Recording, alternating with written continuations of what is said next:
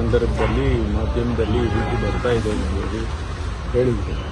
ಆಮೇಲೆ ನಮ್ಮ ಅಧಿಕಾರಿಗಳಿಗೆಲ್ಲ ಮಾತನಾಡಿಕೊಂಡು ವಿಷಯಗಳನ್ನು ತಿಳ್ಕೊಂಡು ಮಾನ್ಯ ಮುಖ್ಯಮಂತ್ರಿಗಳಿಗೆ ಮಾತನಾಡಿ ಮುಖ್ಯಮಂತ್ರಿಗಳು ಟೂರ್ನಲ್ಲಿ ಬಾದಾಮಿಯಲ್ಲಿದ್ದರು ಮಾತಾಡಿ ಇದೆಲ್ಲ ಈ ರೀತಿ ಆಗಿದೆ, ತಕ್ಷಣ ನಾವು ಇದರ ಬಗ್ಗೆ ಕ್ರಮ ತಗೋಬೇಕು, ಇಂಥದ್ದನ್ನೆಲ್ಲ ಇಲಾಖೆಯಲ್ಲಿ ನಡೆಯೋದಕ್ಕೆ ಬಿಡಬಾರ್ದು. ಯಾವ ಕಾರಣಕ್ಕೂ ಅವರು ಎಷ್ಟೇ ದೊಡ್ಡವರಿರಲಿ ಹಿರಿಯವರಿರಲಿ ಯಾರೇ ಇರಲಿ ಅಂತ ಹೇಳಿದ ಮೇಲೆ ಅವರು ಕೂಡ ಸೂಚನೆ ಕೊಟ್ಟರು. ಇಮಿಡಿಯೇಟ್ ಆಗಿ ಅವರಿಗೆ ಸಸ್ಪೆಂಡ್ ಮಾಡಿ ಎನ್ಕ್ವೈರಿ ಮಾಡಿ ಆಮೇಲೆ ಅವರಿಗೆ ಅವರೇನೋ ಹೇಳಿಕೆ ಕೊಟ್ಟಿದ್ದಾರೆ ಅದು ಸುಳ್ಳು ಹಾಗೆ ಅಂತೇಳಿ ಅಂಥದ್ದೇನಾದ್ರು ಇದ್ರೆ ಅದೇ ಆನಂತರ ನೋಡೋಣ. ಆದರೆ ಮೇಲ್ನೋಟಕ್ಕೆ ಇದು ಕಾಣಿಸ್ತಾ ಇರೋದ್ರಿಂದ ಅದನ್ನು ಇದು ಯಾರಿಗೂ ಗೌರವ ತರೋದಿಲ್ಲ ಅಂತ ಹೇಳಿ ಹೇಳಿದ ಮೇಲೆ ಸಸ್ಪೆಂಡ್ ಮಾಡಿದ್ದೀವಿ.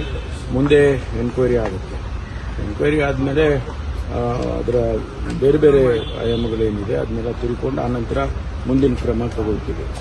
ತಮ್ಮ ಭೇಟಿಗೂ ಕೂಡ ಬಂದಿದ್ರು ಸರ್ ಅವರು ನಿನ್ನೆ ಇಲ್ಲಿ. ಅದೇ ಹೇಳಿದ್ರು ನನಗೆ ಮಲಗಿದ್ದೆ ಅಲ್ಲ ನಾನು, ಬಂದಿದ್ರಂತೆ. ನಾನು ನೋಡೋಕ್ಕಾಗಲಿಲ್ಲ, ನೋಡ್ತಾನೂ ಇರಲಿಲ್ಲ. ಯಾಕೆಂದರೆ ಇಂಥ ಸನ್ನಿವೇಶದಲ್ಲಿ ನಾವು ಬಹಳ ಇದಾಗಿ ಇರಬೇಕಾಗ್ತದೆ. ಅದಕ್ಕೋಸ್ಕರ ನಾನು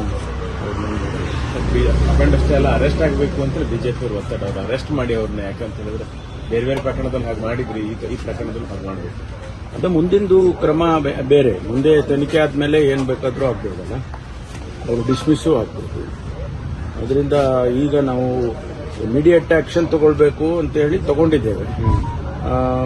ಅದನ್ನ ಯಾವುದೇ ಮುಲಾಜಿಲ್ಲದೆ ನಾವು ಹಿರಿಯರು ಸೀನಿಯರ್ ಆಫೀಸರ್ ಅದೆಲ್ಲ ಏನು ನೋಡದೇನೆ ನಾವು ಇಮಿಡಿಯೇಟ್ ಆಗಿ ಆಕ್ಷನ್ ತಗೊಂಡಿದ್ದೇವೆ.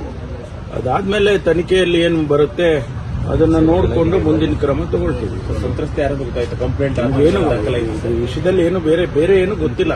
ಮೇಲ್ನೋಟಕ್ಕೆ ಈಗ ಗೊತ್ತಾಗಿರೋದು ಅಷ್ಟು ಬಿಟ್ರೆ ಬೇರೆ ಯಾವುದೇ ವಿಚಾರಗಳು ಅದಕ್ಕೆ ಸಂಬಂಧಪಟ್ಟಾಗಿ ಗೊತ್ತಿಲ್ಲ. ಸರ್, ಇಂಥ ಘಟನೆಗಳು ಪೊಲೀಸ್ ಇಲಾಖೆಗೆ ಎಷ್ಟು ಮುಜುಗರ ತರುತ್ತೆ ಸರ್? ಖಂಡಿತವಾಗಿ ಪೊಲೀಸ್ ಇಲಾಖೆ ಒಂದೆಲ್ಲ ಯಾವ ಇಲಾಖೆನಲ್ಲಾದರೂ ಕೂಡ ಅದು ಯಾರು ಅದನ್ನ ಒಪ್ಕೊಳ್ಳಲ್ಲ. ಅದರಿಂದ ಅದಕ್ಕಾಗಿ ನಾವು ಇಮಿಡಿಯೇಟ್ ಆಗಿ ಆಕ್ಷನ್ ತಗೊಂಡಿದ್ದೀವಿ.